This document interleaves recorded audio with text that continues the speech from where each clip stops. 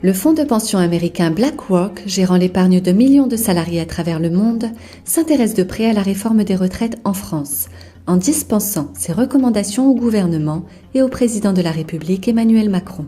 En effet, en juin 2019, soit quelques jours avant la remise du rapport Delevoye sur le projet de régime universel, le fonds d'investissement a détaillé dans un document d'une quinzaine de pages tout le profit qu'il espère tirer d'une réforme des retraites qui fasse une large place à la capitalisation.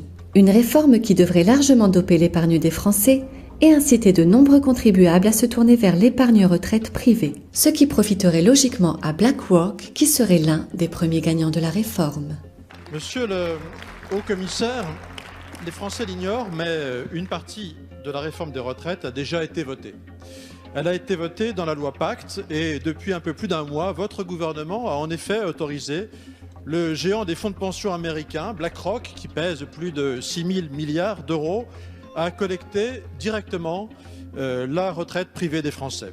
Si votre réforme va à son terme, les affaires de BlackRock prendront donc un formidable essor en France, puisque plafonnant le système universel à 3 fois le plafond de la sécurité sociale, les 300 000 plus hauts revenus de notre pays, aujourd'hui pris en charge dans la solidarité nationale par les caisses complémentaires, n'auront pas d'autre choix que de se tourner vers un système d'assurance privée.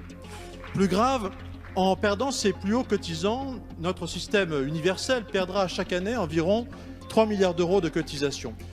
Vous cherchez donc à reprendre légitimement 6 milliards d'euros aux régimes spéciaux, mais en même temps, vous offrez 3 milliards d'euros aux fonds de pension. Naturellement, pendant plusieurs dizaines d'années, votre système universel devra continuer à verser des retraites à ses anciens hauts revenus, alors même qu'ils ne cotiseront plus. Avec vous, les plus modestes paieront donc pour les plus riches. Pouvez-vous, monsieur le haut-commissaire, nous préciser votre conception de l'universalité ?